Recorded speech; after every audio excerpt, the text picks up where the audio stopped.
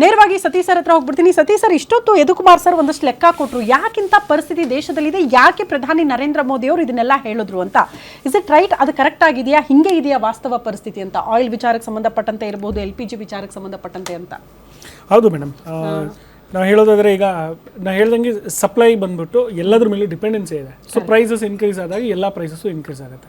So ನಾವು ಡಿಪೆಂಡೆನ್ಸಿನ ಕಡಿಮೆ ಮಾಡೋದಕ್ಕೆ ಏನು ಮಾಡ್ತಾ ಇದ್ದೀವಿ, ಈಗ ನಮಗೆ ನಾವು ಯಾವ ಪರಿಸ್ಥಿತಿಯಲ್ಲಿ ನಿಂತಿದ್ದೀವಿ ಅಂದರೆ ಒಂದು ರೀತಿಯಲ್ಲಿ ಥ್ರೆಟ್ಟನ್ನು ಆಪರ್ಚುನಿಟಿಯಾಗಿ ಕನ್ವರ್ಟ್ ಮಾಡುವಂಥ ಪರಿಸ್ಥಿತಿಯಲ್ಲಿ ಇದ್ದೀವಿ. ಸೊ ಅದು ಅಷ್ಟು ಈಸಿ ಅಲ್ಲ, ಅದರದೇ ಆದಂಥ ಗ್ಲೋಬಲ್ ಚಾಲೆಂಜಸ್ ಇದೆ. ಯಾಕಂದರೆ ನಮ್ಮದು ಡೆಮೋಕ್ರೆಸಿಕ್ ಕಂಟ್ರಿ ಆಗಿರೋದ್ರಿಂದ ಅದರದ್ದು ಆದಂಥ ಚಾಲೆಂಜಸ್ಗಳಿದೆ.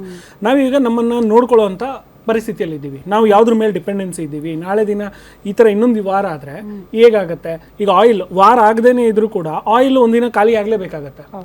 ಖಾಲಿ ಆದಾಗ ಮತ್ತೆ ಇದೇ ಪರಿಸ್ಥಿತಿಗೆ ಬರ್ತೀವಿ. ಸೊ ಆಗ ನಾವು ಆಲ್ಟರ್ನೇಟಿವ್ ಸೋರ್ಸ್ ಆಫ್ ಎನರ್ಜಿ ಏನಿದೆ ನಮ್ಮ ಹತ್ರ, ಸೊ ಅದನ್ನ ಈಗಲೇ ನಾವು ತಯಾರಾಗ್ತಾ ಬರೋದ್ರಲ್ಲಿ ಒಂದು ನಮಗೆ ಆ ದಿಕ್ಸೂಚಿ ಕಾಣಿಸ್ತಾ ಇದೆ. ಈಗ ನಮಗೆ ಎಲೆಕ್ಟ್ರಿಕ್ ನೋಡಿ, ಎಲೆಕ್ಟ್ರಿಕ್ ಜನರೇಷನ್ಸ್ ನಾವು ಥೋರಿಯಮ್ಮಿಂದ ಸ್ಟಾರ್ಟ್ ಮಾಡೋದಕ್ಕೆ ಮಾಡ್ತಾ ಇದ್ದೀವಿ. ಎಲೆಕ್ಟ್ರಿಫಿಕೇಶನ್ಸ್ ಆಗಿದೆ, ಯಾವುದು ರೈಲ್ವೇಸ್ ಇರ್ಬೋದು, ಎಲೆಕ್ಟ್ರಿಫಿಕೇಶನ್ಸ್ ಆಗ್ತದೆ. ಸೊ ಅಲ್ಲಿ ನಮಗೆ ಸಾಕಷ್ಟು ಡೀಸೆಲ್ಸ್ ಮತ್ತೆ ಕೋಲ್ ಎನರ್ಜೀಸ್ನ ಕಡಿಮೆ ಮಾಡ್ತಾ ಇದೀವಿ. ಈಗ ಇವಿಗೆ ನಮಗೆ ಲಿಥಿಯಂ ಬೇಕಿದೆ, ಅದನ್ನ ಹೇಗೆ ಹ್ಯಾಂಡಲ್ ಮಾಡ್ತಾ ಇದೀವಿ, ಅದನ್ನ ನಾವು ಬೇರೆ ಡಿಪ್ಲೊಮ್ಯಾಟಿಕ್ ರಿಲೇಷನ್ಶಿಪ್ ಇಂದ ತಗೊಳ್ಳುವಂಥ ವ್ಯವಸ್ಥೆ ಮಾಡ್ತೀವಿ. ಇವಿನೂ ಅಲ್ಲದೆ ಹೋದ್ರೆ ಬೇರೆ ಏನು ಆಲ್ಟರ್ನೇಟಿವ್ ಸೋರ್ಸಸ್ ಇದೆ. ಸೊ ಈ ಥರ ನಾವು ಇವಾಗ ಮೇನ್ ಆಗಿ ಬೇಕಾಗಿರೋದು R&D ಇಂದ ನಾವು ಹೇಗೆ ನಮ್ಮನ್ನು ಸೆಲ್ಫ್ ರಿಲಯಂಟ್, ನಾನು ಹೇಳಿದಾಗೆ countries after the world war II countries ಅವ್ರದ್ದು ಎಲ್ಲರೂ ಒಂದು ಮಾತುಕತೆ ನಡೀತು, ಯುದ್ಧ ಬೇಡ, ಯುದ್ಧದಿಂದ ಎಲ್ರಿಗೂ ನಷ್ಟನೇ ಇದೆ ಅಂತ. ಈಗೇನಾಗ್ತಾ ಬರ್ತಾ ಇದೆ, ಆ ರೂಲ್ ಬುಕ್ನ ಆಚೆ ಬಂದ್ಬಿಟ್ಟು ಜನ ಅವ್ರದ್ದೇ ಆದಂಥ ಸ್ಟ್ರಾಟಜಿಕ್ ಆಲ್ಟರ್ನೇಟಿವ್ಸ್ನ ಹುಡುಕ್ತಾ ಬರ್ತಾ ಇದ್ದಾರೆ. ಸೊ ಆಗ ಅವ್ರದ್ದೇ ಆದಂಥ ನೋಡಿದಾಗ ಎಲ್ಲರೂ ಡಿಪೆಂಡೆನ್ಸಿ ಅದು ಡಿಸ್ಟರ್ಬ್ ಆಗ್ತಾ ಇದೆ, ಆ ಸಪ್ಲೈ ಚೈನ್ ಡಿಸ್ಟರ್ಬ್ ಆಗ್ತಾ ಇದೆ. ಈಗ ನಾವು India is a growing economy ಆಗ್ತಿದ್ದ ಮಾತ್ರಕ್ಕೆ ನಾವು ಬರೀ ಮಾರ್ಕೆಟ್ ಪ್ಲೇಸ್ ಆಗೋದಲ್ಲ. ನಾವು ಇವಾಗ largest democracy in the world, ಸ್ಪೇಸಲ್ಲಿ ನಮ್ಮದೇ ಆದಂಥ ಚಾಪು ಮೂಡಿಸಿದ್ವಿ. ಈ ರೀತಿ ಎಲ್ಲದರಲ್ಲೂ ನಾವು ಚಾಪು ಮೂಡಿಸ್ತಾ ಇದ್ದೀವಿ. We should be a significant player in the market. ಅಂದರೆ ನಮ್ಮ ಇದರಲ್ಲಿ ನಾವು ಬರೀ ಟೇಬಲಲ್ಲಿ ಹೋಗಿ ಕೂರೋದಲ್ಲ, ಟೇಬಲ್ ನಾವು ಹಾಕಿದ್ದೀವಿ, ನೀವು ಬಂದು ಕೂರಿ ಅನ್ನೋಷ್ಟು ಕೇಳೋಷ್ಟು ಮಟ್ಟಿಗೆ ನಾವು ಬೆಳಿಬೇಕಾಗತ್ತೆ. ಸೊ ಆ ನಿಟ್ಟಿನಲ್ಲಿ ನಾವು ಸೆಲ್ಫ್ ರಿಲಯಂಟ್ ಆಗೋದ್ರಲ್ಲಿ ಸರ್, ಈಗ ಕಾಂಗ್ರೆಸ್ನವರು ರಾಜಕೀಯವಾಗಿ ಅದನ್ನು ತಗೊಳ್ತಿದ್ದೀನಿ ಅಂತಲ್ಲ, ಬಟ್ ವಾಸ್ತವದಲ್ಲಿ ಅವರೊಂದು ಪ್ರಶ್ನೆ ಮಾಡೋದು, ಬೇರೆ ದೇಶಗಳಿಗೆಲ್ಲ ಓಡಾಡ್ತಾರೆ, ಬಟ್ ಉತ್ತಮ ಸಂಬಂಧ ಇಟ್ಕೊಳ್ಳುವಲ್ಲಿ ನಮ್ಮ ಪ್ರಧಾನಿಗಳು ಫೇಲ್ ಆಗ್ಬಿಟ್ರು, ಅದಕ್ಕೆ ಇಂಥದ್ದೊಂದು ಪರಿಸ್ಥಿತಿ ನಿರ್ಮಾಣ ಆಗಿದೆ ದೇಶದಲ್ಲಿ ಅಂತ. ಪೊಲಿಟಿಕಲಿ ನಾನು ಅದನ್ನೇ ಹೇಳಿದೆ, ಇದನ್ನು ಪೊಲಿಟಿಕಲ್ ಆಗಿ ತಗೊಳ್ಳೋದ್ರಲ್ಲಿ ಅರ್ಥನೇ ಇಲ್ಲ ಅಂತ ಹೇಳಿದ್ ನಾನು. ಯಾಕಂದ್ರೆ ಯಾವ್ದು ಕಂಟ್ರೋಲ್ ಆಗಿರುತ್ತೆ, ಅವ್ರು ಮಾಡಬೇಕಾಗಿದ್ದನ್ನ ಮಾಡಿಲ್ಲ ಅಂತ ಹೇಳಿದ್ರೆ ಖಂಡಿತ ಅದ್ರಲ್ಲಿ ಪೊಲಿಟಿಕಲ್ ಇರುತ್ತೆ. ಅವಾಗ ನಮ್ಮ ಕೆಲಸ ಏನಿರಲ್ಲ, ಇಲ್ಲಿ ಬರೀ ಪೊಲಿಟಿಕಲ್ ಡಿಸ್ಕಷನ್ಸ್ ಆಗಿರುತ್ತೆ. ಸೊ ಇಲ್ಲಿ ನೋಡಿ, ನಾನೊಂದು ನಿಮ್ಗೆ ಸ್ಟ್ಯಾಟಿಸ್ಟಿಕ್ಸ್ ಕೊಡ್ತೀನಿ. ಆಯಿಲ್ ಇಂಪೋರ್ಟ್ಸು ರಷ್ಯಾ 2025 35% ಇನ್ಕ್ರೀಸ್ ಆಗಿದೆ.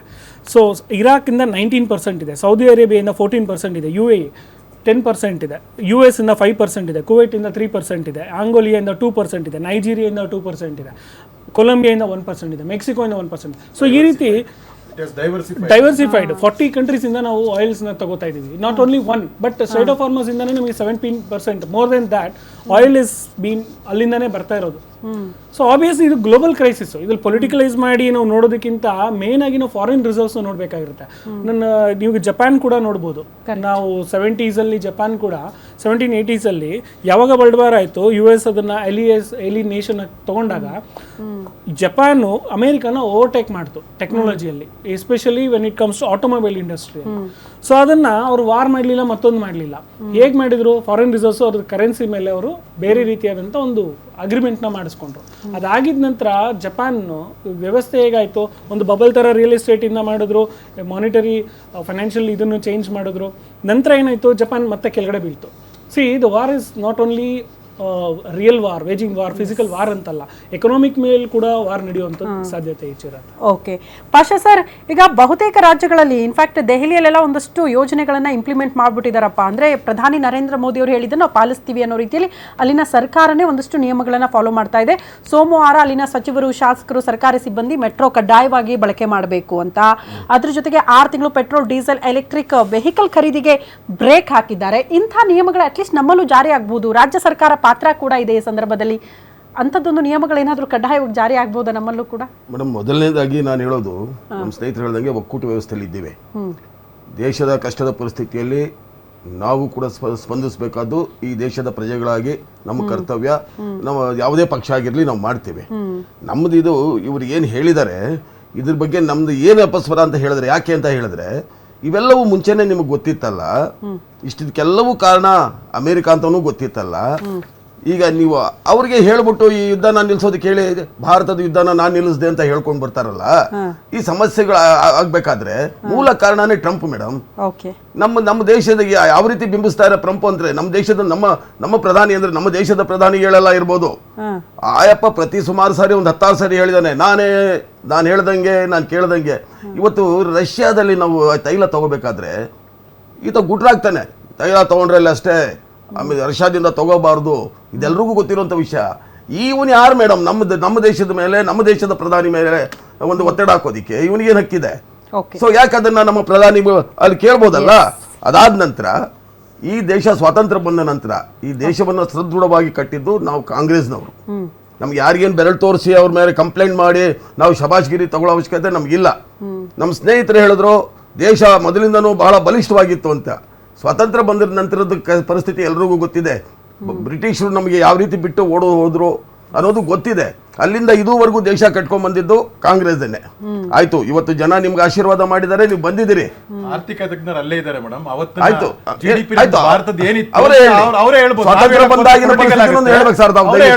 ಸ್ವಾತಂತ್ರ್ಯ ಬಂದಾಗಿನ ಪರಿಸ್ಥಿತಿ ತಾವು ಹೇಳ್ಬೇಕು. ಅವ್ರೇನು ನಮಗೆ ಚಿನ್ನದ ಅರಮನೆಗಳೇನು ಬಿಟ್ಟೋಗಿರ್ಲಿಲ್ಲ. ನಿಮ್ಗೆ ಎಕ್ಸಾಂಪಲ್ ಹೇಳೋದಾದ್ರೆ ಮೇಡಮ್, ನನ್ನ ಬಾಲ್ಯದಲ್ಲಿ ನಾನು ನೋಡಿದ್ದು, ಇಲ್ಲಿಂದ ಒಂದು 18 ಕಿಲೋಮೀಟರ್ ಅಥವಾ 25 ಕಿಲೋಮೀಟರ್ ದೂರ ನನ್ನ ಊರು ಅಂತ ಇಟ್ಕೊಳ್ಳಿ, ಖಂಡಿತವಾಗೂ ಎತ್ತಿನ ಬಂಡಿಯಲ್ಲಿ ದಿನಸಿ ಸಾಮಾನುಗಳನ್ನ ಅಂಗಡಿಗಳಿಗೆ ತಂದು ಆಗ್ತಾ ಇದ್ರು. ಯಾವುದೇ ಒಂದು ಸಾರಿಗೆ ವ್ಯವಸ್ಥೆ ಇಲ್ಲದಂತ ಕಾಲ ನಾವು ನೋಡ್ಕೊಂಡ್ ಬಂದಿದ್ದೀವಿ. ಆ ಕಾಲದಿಂದ ಇದುವರೆಗೂ ದೇಶನ ಹ್ಯಾಕ್ ಕಟ್ಕೊಂಡ್ ಬಂದ್ರು ಅಂತಾನು ನಾವು ನೋಡಿದ್ದೀವಿ.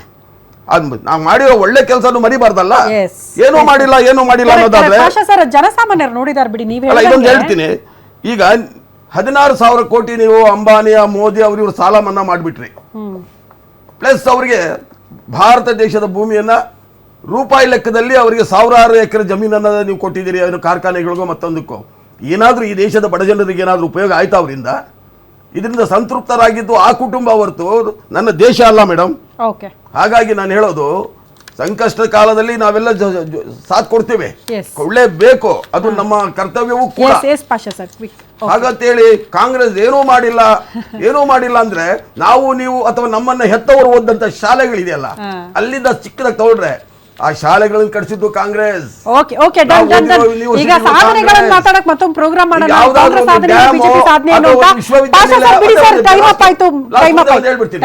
ಯಾವ್ದಾದ್ರು ಒಂದು ಡ್ಯಾಮೋ ಯೂನಿವರ್ಸಿಟಿನೋ ಏನಾದ್ರು ಕಟ್ಟಿದ್ರೆ ಹೇಳಿ ಸ್ವಾಮಿ. ನೀವು 16,000 ಕೋಟಿ ಸಾಲ ಮಾಡಿದ್ರಲ್ಲ, 16,000, ನಮ್ಮಲ್ಲಿ ಇದ್ದಿದ್ದು 55 ಲಕ್ಷ. ಒಂದು ಯೂನಿವರ್ಸಿಟಿ ಕಟ್ಟಿದಿರಿ, ನೀವು ಮಾಡಿದ ಕೆಲಸನ ಮಾಡಿದಿರಿ ಅಂತ ಹೇಳ್ಬೇಕು. ವಾಟ್ಸ್ಆಪ್ ಯೂನಿವರ್ಸಿಟಿ ಒಂದು ಕಟ್ಟಿದಿರಿ. ಪಾಷಾ ಸರ್ ಬಿಡಿ sir. Madhusudan sir, final word sir, ಏನ್ ಹೇಳ್ತೀರಿ? ನನಗೆ ಅದೇ ನಾನು ಹೇಳ್ತಾ ಇದ್ನಲ್ಲ, ಪಬ್ಲಿಕ್ ಇಂಟೆಲಿಜೆನ್ಸ್ ನಾವು ಡೆವಲಪ್ ಮಾಡ್ಕೋಬೇಕು, ಒಂದು ವಿಮರ್ಶೆ ಥರ ನಾವು ನೋಡಬೇಕು. ಹಾಗೆ ಲೆಕ್ಕ ತೊಗೊಂಡ್ಮೇಲೆ ಎರಡು ಅವರು ಸರ್ ಹೇಳಿದ್ರು, ಸತೀಶ್ ಸರ್ ಹೇಳಿದ್ರು, ಅವರು ಏನೋ ಲಾಂಗ್ ಟರ್ಮ್ ಥಾಟ್ ಪ್ರೊಸೆಸ್ ಹೇಳಿದ್ರು, ಅಂದರೆ ಹೇಗೆ ಸ್ಟ್ರಾಟಜಿಕ್ ಆಗಿ ಇದನ್ನು ಹೊಡಿಬೇಕು ಅಂತ.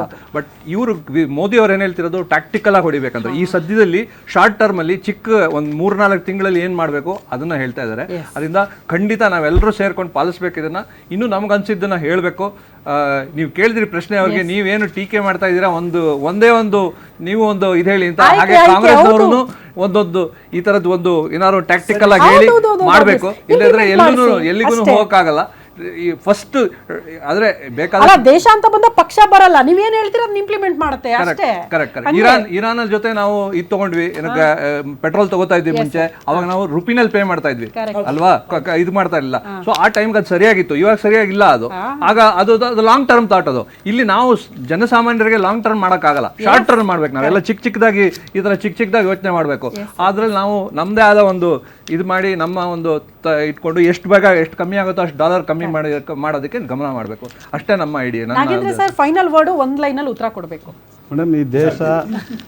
ಈ ದೇಶ ಇವತ್ತು ಎಲ್ಲ ಸಂಕಷ್ಟದಿಂದ ನೋಡ್ಕೊಂಡ್ ಬಂದಿದೆ ಮೇಡಮ್. ಸಂಕಷ್ಟ ಬಂದಾಗ ದೇಶದ ಪ್ರಧಾನಿಗಳು ತಗೊಂಡ ನಿರ್ಧಾರಗಳ ಮೇಲೆ ದೇಶ ಸಹಕಾರ ಮಾಡಿದೆ. ಇವತ್ತು 140 ಕೋಟಿ ಜನಸಂಖ್ಯೆಗೆ ಸುಭದ್ರವಾಗಿರ್ಬೇಕು, ರಕ್ಷಣೆ ಆಗಿರ್ಬೇಕು ಅಂದಾಗ ಪ್ರೈಮ್ ಮಿನಿಸ್ಟರ್ ಹೇಳಿರೋಂಥ ವಿಚಾರದಲ್ಲಿ ಇಡೀ ದೇಶದ ಜನ ನಾವು ಕೈ ಜೋಡಿಸಬೇಕಾಗಿದೆ. ಈ ಸಂದರ್ಭದಲ್ಲಿ ಕೈ ಜೋಡಿಸಿ ಅವರಿಗೆ ಧೈರ್ಯ ತುಂಬಬೇಕಾಗಿದೆ. ಮೇಡಮ್, ಈ ಸಂಕಷ್ಟ ಸಮಯದಲ್ಲಿ ಜವಾಬ್ದಾರಿಯುತ ರಾಷ್ಟ್ರದ ಪ್ರಜೆಗಳಾಗಿ ನಾವು ಜವಾಬ್ದಾರಿಯುತ ನಡ್ಕೋಬೇಕಾಗುತ್ತೆ.